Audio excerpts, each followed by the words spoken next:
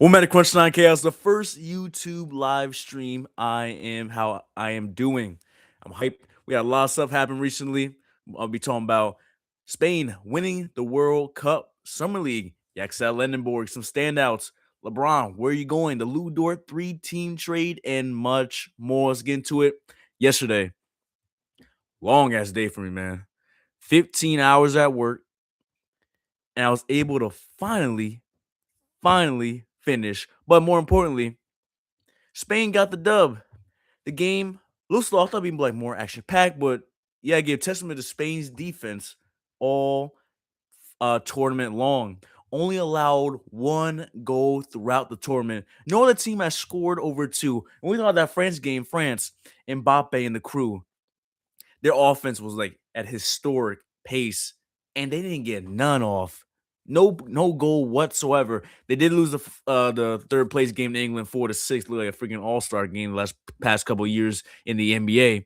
But still, England won a third place game, but in the closing minutes in extra time, Ferran Torres scored the goal, and that was all she wrote in that one. Spain got their second ever World Cup win. Now, I had a feeling Spain would win, but I had a gut feeling Argentina would respond in the last few minutes. But I'm going to just read y'all some stats here because this is crazy. And Argentina, possession wise, had 65% compared to Argentina's 35%. And that was the game plan of the game. Don't give Argentina too many touches, otherwise they'll make you pay. Otherwise, they make you pay. 12 shots on goal for Spain. Argentina, none. No pass, no shots on goal. Crazy. 11 saves, 21 fouls committed for Spain, 25 for Argentina. Complete clamps over there for Spain. But also, is this the end for Messi? Now, throughout his World Cup career, he was sensational. Now, there's this photo going around of oh my gosh, what's his name? Messi and Yamin Lamar as a kid. Lamine Yamal as a kid. And it's crazy, man. The young pup got it done. It's like the opposite of like the Tom Brady and Patrick Mahomes Super Bowl from back then. Like literally the complete opposite of it all. Now Messi's World Cup as a career, second most goals on time all time with 21, the most wins with 23, most appearances 34, most goal contributions 33, and the only two-time Golden Ball winner. Has 12 career assists. That is the most record since 1966. He's the second man to ever play in 3 World Cup finals, 2014, 2022, and 2026. They didn't win in 2022. Look, you want to see the back-to-back. He joined Cafu where he did it in Brazil from 1994, 1998, and 2002, 3 consecutive years. He scored or assisted on 11 straight World Cup matches, which is the longest streak since the record in 1966. That streak did end in the Spain final. Obviously, no shots on goal whatsoever. 10 assists in the knockout stage is the most on the record at the World Cup since 1966. Once again, 33 goal contributions, goals plus assists. He has done this in 34 matches. He has the most knockout goals contributions with 17, most knockout assists with 10, scoring 6 straight knockout matches, scoring every stage of one tournament in 2022, and the most assists with 12. I mean, it's a whole leaderboard. It's like damn near longer than a CVS receipt. Scored against the most opponents in 15. Only player to assist in 6 World Cups. Second most non-penalty goals with 17. Only player to score in the teens, 20s, and 30s. Longevity is crazy, and the king of longevity. Most matches with a goal or assist with 21, scoring 9 straight matches, goal or assist in 11 straight matches as well. He is one of just two men to score in 5 FIFA World Cups. 2 men score 7 goals in 2 FIFA World Cups. Most goals from the outside box with 6. He did a hat trick at 38 years old, played the most minutes with 3,054 minutes. Damn. Some crazy right there, man. In my opinion, Messi's the GOAT. I've been saying that. Messi's my GOAT, man. I mean, his longevity off the charts. And I'm not really the biggest soccer fan, but his longevity, bro. It's just something crazy and something different. Like it's like on LeBron level. It's definitely on LeBron level for sure. But he's my goat. Ronaldo, I wish he got the World Cup. Unfortunately, I kind of want Messi to go back to back. That'd be pretty cool. But Argentina didn't win 3 World Cups all time, so Spain's second one. For a guy that's not the biggest soccer fan, this was a hell of a World Cup. It was mad fun. I'm glad to be engaged and have fun with it this entire time. Long day yesterday at work, man. 15 hours. Shit. I need some people in the chat. What's up? I need people to join the chat. We gotta embrace the chaos going on. Let's go. Next up, LeBron. Where you going, bro? Brown, where you going? I'm sick and tired of waiting for you, man. You're about to be in year 24, and we still have no clue where you're going. Last season, you took the third option role, averaged 21, 7 and 7. And in the playoffs, you beat Houston. Obviously, no KD, but still, Houston was the prohibited favorite in their regard. They had a 3-0 lead, the Lakers. Pushed it to 6 games, the Rockets. Blew it. Obviously, got swept by OKC. Now he wants to go a place where he feels appreciated. Now is that Fanatics Fest. That was mad fun.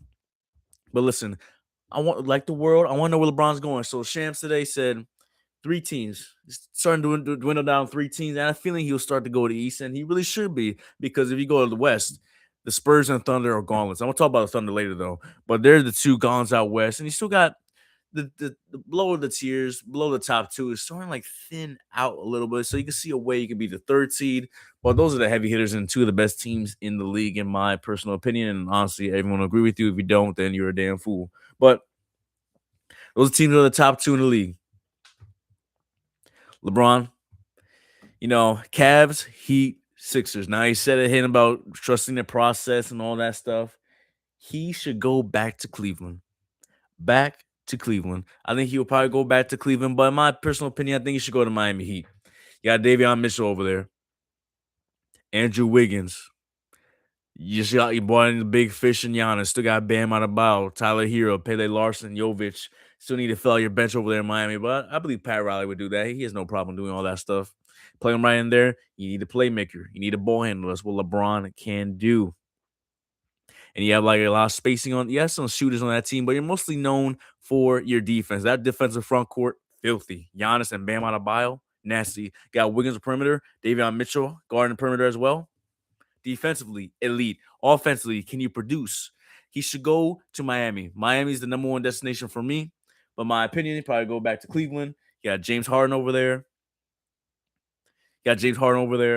Donovan Mitchell. James Harden's still a free agent. You plug in LeBron at 3.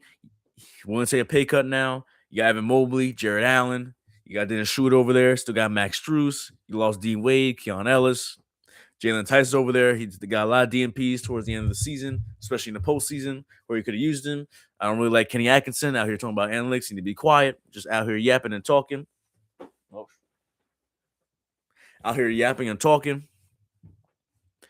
And yeah, I think they should have got rid of Kenny Atkinson a long time ago, man. After them freaking were up 2-1 comments, he should have been gone. Plug him in there, and you have a very good chance because still the Knicks are the favorites coming out of the East next year, which obviously we should be with the reigning NBA champions, as we should be. But next, you have the Toronto Raptors. Now, I don't know what's going to deal with the Kawhi trade, but I believe it's going to get finalized through. Kawhi and Scotty Barnes, Jordan Pippen, 2.0, absolutely filthy. I'm a big fan of Scotty Barnes. That'll fit just nicely over there in Toronto. And upgraded Brandon Ingram by far in every single metric. The Sixers just robbed the Boston Celtics, dressed up as leprechauns and robbed their bank.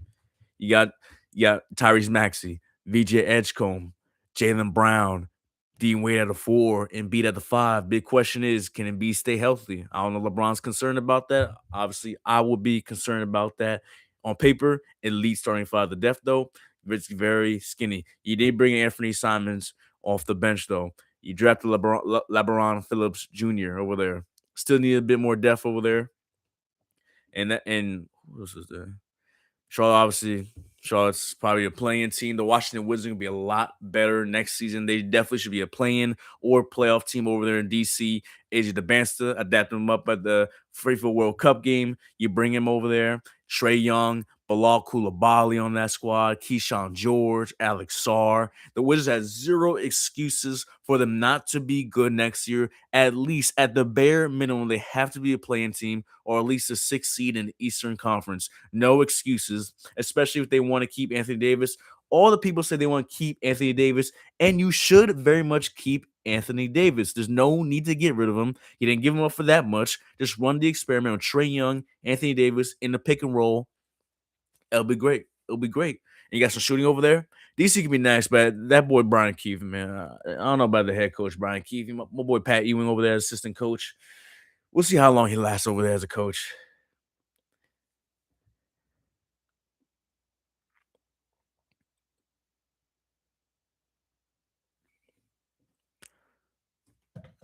We'll see how long he lasts over there as a head coach. You still got the Celtics. I know you got Paul George. This ain't really 2018, excuse me, 2019 MVPG, Erica Badu with all that smooth video and stuff like that. It ain't that. But he had a good playoff run. Almost shot 40% from three. Started doing well toward the final games of the season. He didn't play a lot of games the past two seasons. First season was hurt. Second season was a dumbass. He got fucking suspended. Oh, I'm sorry. He got suspended for 25 games because of the policy. Maybe I know his excuse was valid. I believe it was valid because PG my dog, but got suspended 25 games. And he didn't play a lot. And he hasn't looked like the Paul George of old. That contract was bad. It'd be hard to get rid of. And guess what? They were able to get rid of PG, and it was such a steal over there in the East. I mentioned Toronto. You got the Sixers over there. Boston's still going to be solid. Detroit, they're going to take a dip this year. They're going to take a big dip. I don't know what's the deal with Jalen Duren. Was taking so long, but he was so ass in the playoffs. So you need to take your time and reevaluate the situation. But you cannot afford to lose him, though. You did draft him. He was an all-star, all-NBA player this year. You cannot get rid of him. He's a good lob threat next to Cade. He clearly showed he can't be the second option. It was like that Jerry Allen quote a couple years ago. The lights were too bright. The lights were way too bright for Jalen Duren this entire playoffs. He only had two good games, only two.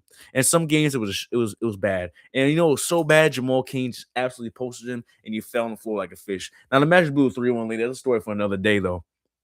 So we got the Magic. You got them over there. Hopefully they finally take a leap instead of being mid. Paul Banchero, Franz Wagner. Can they be healthy together at the same time? Can Franz Wagner be healthy? Can he make the All-Star game? Can Paul Banchero be more consistent? Can he finally do that? I'm just waiting on him to step up and show out who he can be. The Atlanta Hawks. I'm gonna talk more about the recent trade they done. You brought in Lou Dort. You got Lou Dort over there now. You brought in Aaron Wiggins over there. Jalen Johnson, expect him to take a lead. CJ McCollum. You got rid of Jonathan Kaminga. Onyeka Okongwu. Jock Landale off the bench. Just trade Ricochet. Good riddance. I'm gonna talk more about that a little bit later, though. Miami Heat. Giannis over there. So now the West may be top heavy. The East is a little more slimmed down. Just a little more slimmed down is able to fit. Now you got your tanking teams, obviously. Oh, I can't forget to mention the Pacers, even though I can't stand them idiots over there. Tyrese Halliburton, Andrew Nembhard, Neesmith, Siakam. You made trade for Zubac. They'll be good. They're gonna be once again good next year. They're gonna be very good. McConnell off the bench, Obi Toppin on that. Come on now, they're gonna be very good coming in next season. But next, I want to talk about that Lou Dort trade.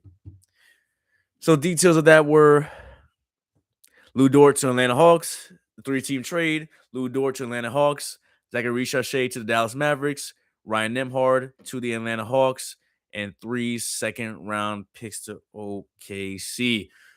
For Dallas's perspective, though, Ricochet was a former number one pick in the 2024 draft, mid-draft, but he had a lot of gems, especially the second pick. Obviously, Stephon Castle went right after him. But listen, Stephon Castle went a little bit later. Alex Star was right after him. But he had a couple of gems in that class. Now, we thought Ricochet could be like a good player. He still had a very chance to be it, but in the playoffs, got a lot of DNPs, didn't play good. Jonathan Kaminga replaced him. So when you get a fresh start and you can build around Cooper Flag over there in Dallas, and so far doing a solid job over there. Now he could be like a nice lane defender, could shoot the three ball over there. So they need to see, we got to see something over there in Dallas for Zachary Ricochet. We got to see something over there, and it can't just be bad. He really can't be terrible over there. He needs to be a lot better. Still got Kyrie over there, even though I think he really needs to get traded. And he should come to the Cleveland Cavaliers. If I'm being real with you, nice three-team trade over there. Go back to Cleveland.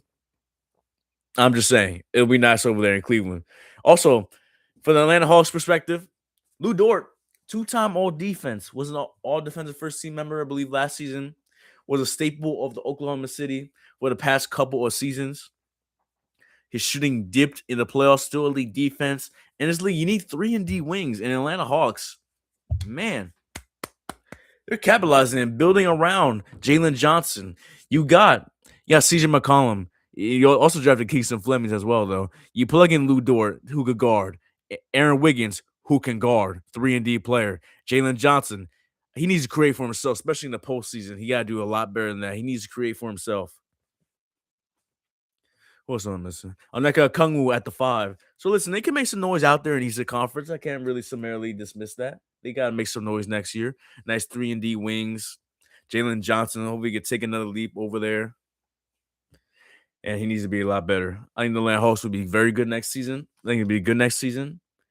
This past season, they won 46 games, went on a heater towards the end of the season, winning 6 of their last 10, 6-4 down the stretch. Went on, like, I believe it was like a 9 or 10 game winning streak. They really caught fire. At most, they were like a 5th seed in the East. Obviously lost to 4. They dropped to 6 because Toronto was on a heater themselves at that point in time. They tied for 46 wins. So we'll see what the Atlanta Hawks do next season. They have nice pieces around Jalen Johnson. Might need to take another leap. Like I said, offensive production.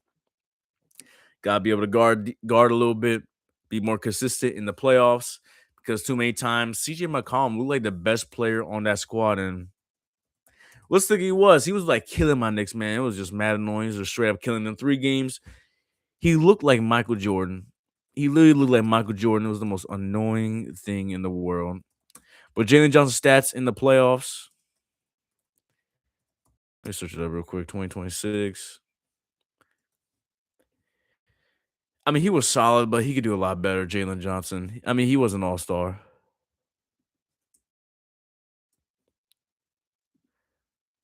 He averaged 19 and a half, 8, and 5.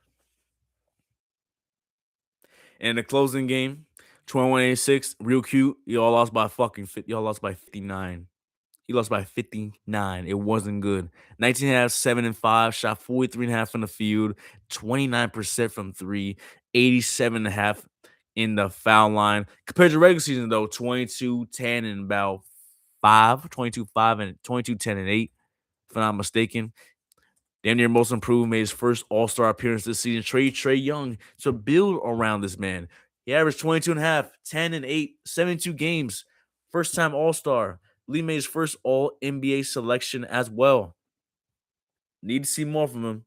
Need to see a lot more. But y'all gotta join the stream, man. Now for Oklahoma City Thunder side of things, the second apron has really started to become an issue. It really has started to become an issue. And it's sad. I mean, yeah, players want to take pay cuts. I mean, Jalen, your trooper took $113 million pay cut, man. $113 million pay cut. Deliver the Knicks the championship, so it is all worth it. So Wemby had to take a $50 million pay cut. Wasn't lying to make $300 million.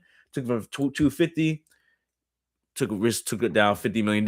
Now, eventually, you do have to pay Stephon Castle. You have to pay Dylan Harper. Are those guys willing to take the pay cut? I don't know. Some guys are self-sacrificing, willing to take the pay cut. Some are not. So it's gonna be tough. Who's gonna really want to take that pay cut? I want to know who's really gonna want to take that pay cut. And really, man, is it gonna be all worth it, bro? It's gonna be all worth it for that pay cut. For the Spurs, though, I believe they're gonna win a championship. Actually, I don't believe they're gonna win multiple titles. There's literally no excuse for them not to even. There's literally no excuse. They have all the tools they need to be able to make the playoff to win the finals in the next couple of seasons. For OKC, though, you trade another player due to the second apron. Traded Aaron Wiggins to the Hawks once again for 3 second-round picks. Just traded Lou Dort for 3 second-round picks. Adding more draft picks to your stock. So listen. Now you're in line to start Jerry McCain or Lou Dort. Rumors are you're trying to shop Chet Holmgren. He played like stir fry. He looked soft against Wemby. He looked very soft. It was very pathetic. He was terrible. Absolutely terrible. especially in the closeout game. You failed Wemby. You legit let you failed SGA. You let him down. You let him down. It was such a damn shame. You let him down. It was terrible. Shea had 35 that night, and I think he had four. It was disgusting. It's terrible. I think he had six. I don't know. He had under 10. It was bad for you. It was bad for Chet Holmgren. He needed to do a lot better in that situation. They should trade him. I thought to get Giannis. They definitely had the best package in the NBA to get Giannis, but why break it up so soon? Obviously, you're honestly one win away. You were obviously one win away from finals, and who knows? If you had a healthy AJ Mitchell, maybe you would have won. Healthy J Dub, honestly would have won. I believe that. If you had one year healthy player, one healthy players, either AJ Mitchell or J Dub, you would have seen yourselves in the finals, and maybe you're back to back champions. But nah, we beating y'all no matter what. We beating y'all no matter what. I like this for the Hawks. Thunder trying to get below in that second apron. You did pay Isaiah Hartenstein. I thought he was the one that's going to get going, especially you draft a Dave Morrow on that squad. You keep him at a more frontline assurance to that squad. You did lose Lou Dort. Now, starting five probably for next year, Shea, Casey Wallace, J Dub, Chet, and Hardenstein. Pretty solid, bro. I don't think they want to play Chet at the five anymore anytime soon. Something like the Lakers. AD only play the five if he needs to. Back in like 2020, of course, but Chet is nowhere near 2020 AD. Sorry about that, bro. But you are nowhere near that at this moment in time. We're gonna start Jared McCain, who showed some promise in the playoffs, had some big moments, even had Wemby taking a hit on him. He had personal Oyster Bismack Biombo and Kelly Olynyk weak ass to freaking hit him. Can't stand Kelly Olynyk. But yeah, I believe the Hawks are the winner of this trade. Also, I can't forget Ryan Nembhard. He ain't his brother Andrew Nembhard, but he's feisty. About around 6 foot. We were around the same height. Feisty, shoot a little bit, a good defender. And he showed some promise in Dallas. So as more depth to Atlanta Hawks. I like what they're doing next year. OKC got another couple rounds of draft picks and promise in Ricochet building around Cooper Flag. But next, Matisse Thybulle signs with the Los Angeles Lakers on a 1 year, $3.3 million deal, almost the minimum. Him and JJ Redick were talking. But while it is a great sign and all that, building defense around Luka and Austin Reeves, because you do need that. Can I mention you guys that he only played 45 games in 2 seasons? Can I persuade you guys in that? Now, throughout his career, he was a two-time all defense. Shot 40% from three in the past 2 seasons in those 45 games, not to mention.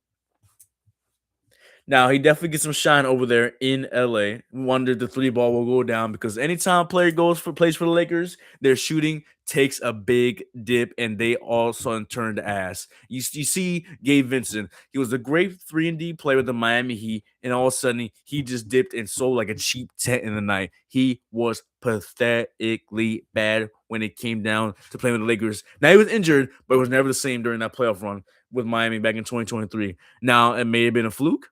We do not know, but I don't know. Hold on, chat. Hold on, chat.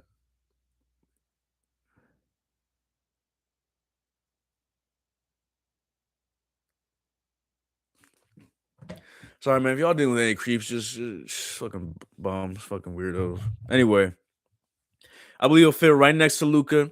And the Lakers made a surplus of moves this offseason. I don't think they're done. They want to try to bring in Jonathan Kaminga, where can he play his role? Can he honestly lock in? I do not know.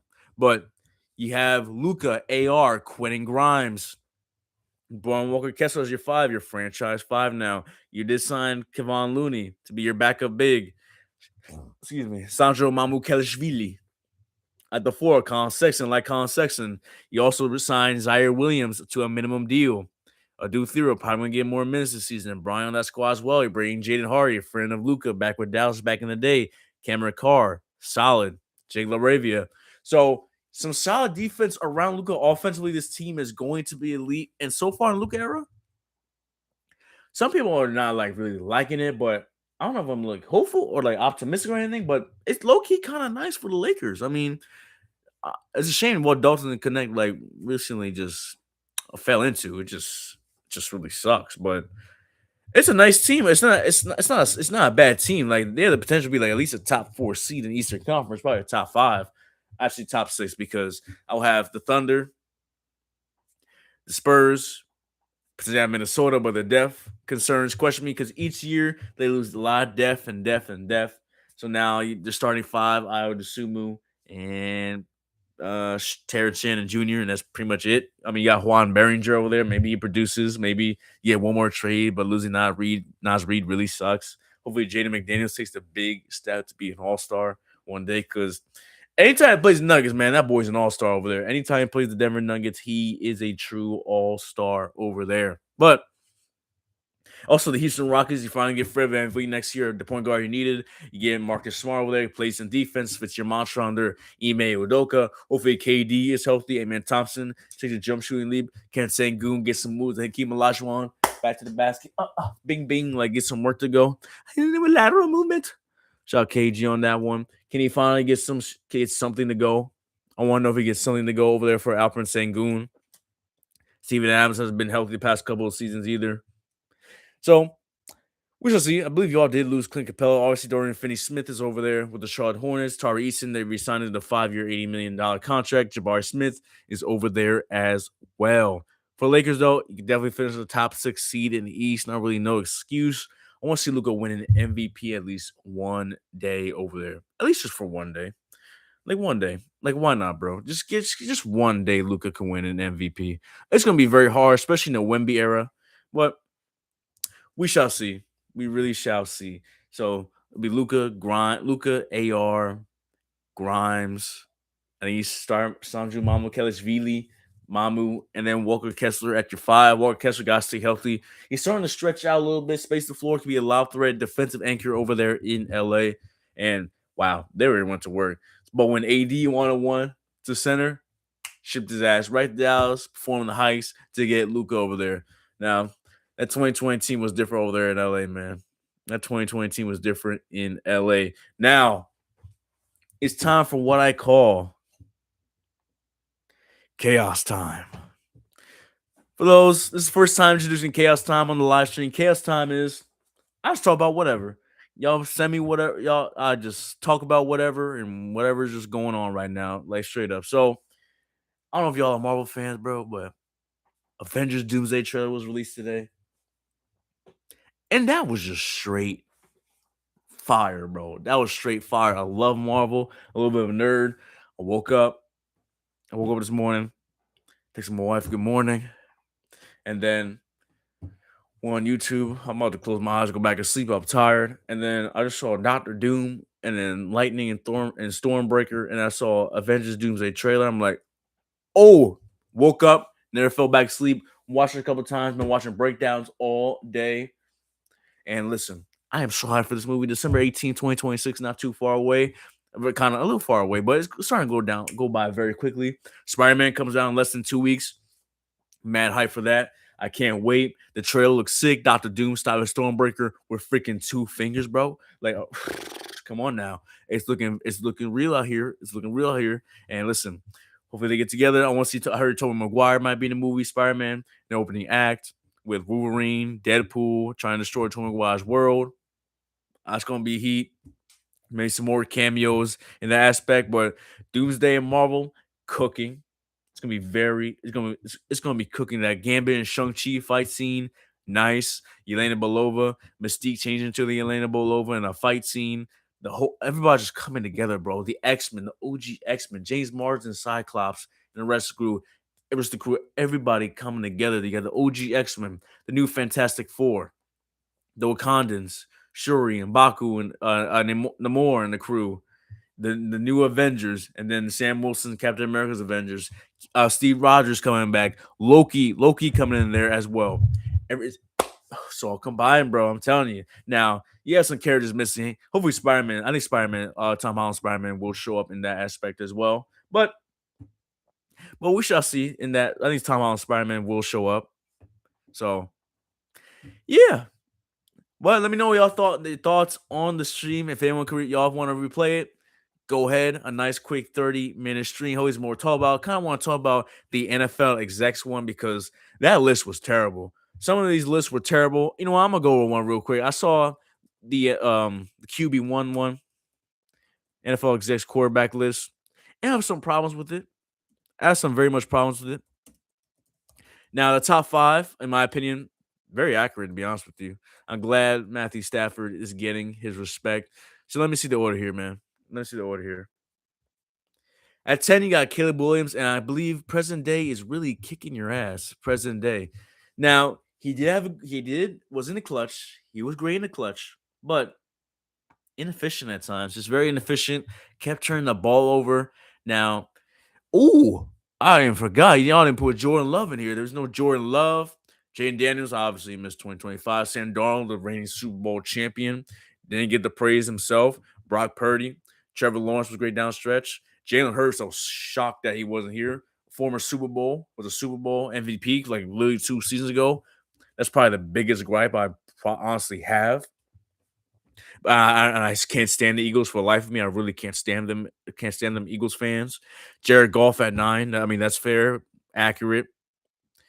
Oh my gosh.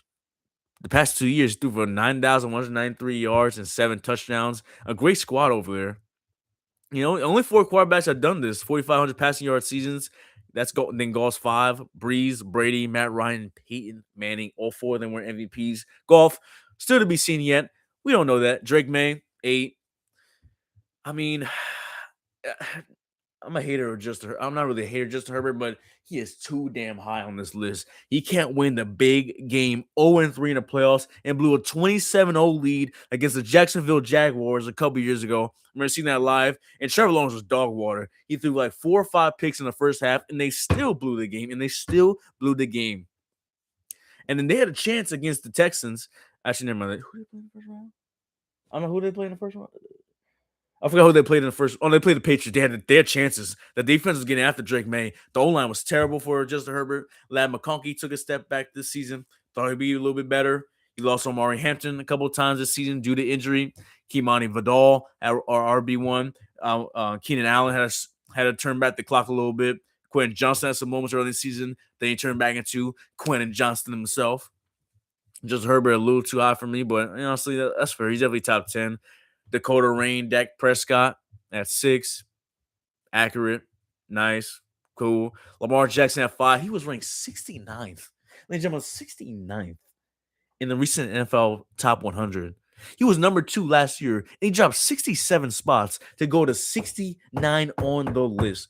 There is not 67 players better than Lamar Jackson in the NFL right now. Book it.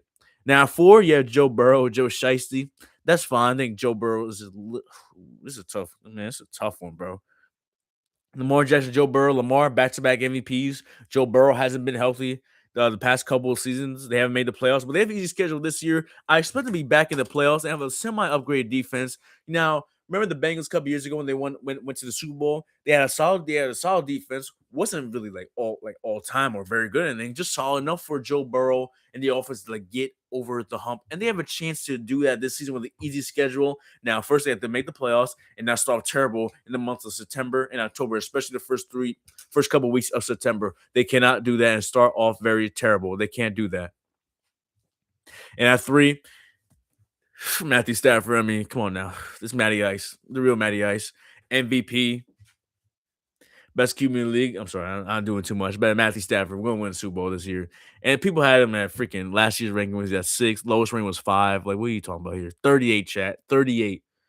But he's about to be his 18th season, too. Mahomes at 2 and Josh Allen at 1. Now, Josh Allen has the advantage in the regular season against Mahomes boy. But in the playoffs, though, what really goes down? Mahomes just kicks his ass. Mahomes just wins in the playoffs against Josh Allen. Now, 13-second game, they had to change a rule for Josh Allen to be able to get him to get a turn in the playoffs. It was do or die. That 13-second game was crazy. Mom and pops upstairs just yelling, going crazy. I was going crazy too. But just insane, bro. But in my opinion, now they have Mahomes' lowest rankings at 9. That is crazy. That is crazy. I don't know who will vote him 9. That's just idiotic behavior. But we'll see how he bounces back this season. You did bring in Kenneth Walker, most likely the best running back Pat Mahomes has ever had at this point in time in his career. And rookie Kareem Hunt was very nice for a short period of time. Rookie Kareem Hunt was very nice. 2017 Kareem Hunt, if you know, you know, he was nice. But we'll see how Mahomes can bounce back. He's on track to come back for week one. He did bring in Justin Fields as the backup QB. So Mahomes out there, you can have a little bit of resurgence, can maybe make the playoffs. We shall see. Have a bit of down here. They got blown out in the Super Bowl. Missed the playoffs past last season for the first time in a very long time. Then now they're in a question. Josh Allen, definitely a top two QB in league. Not sure if he's number one. Still got Mahomes number one, but it's more of what have you done for me recently? Josh Allen was the MVP back in 2024, 2 seasons ago almost. Was it 2025? No, it's 2024. Excuse me, it was 2024. So this is not too shabby, but that's all for the Crunch Time Chaos stream. But make sure you like. Hey man, make sure you like, comment, subscribe, share. I'm gonna do this like at least stream 2 times a week. Make sure you're joining. I'm a more global and appreciate your support, man. Make sure you like, comment, subscribe, share, and embrace the chaos.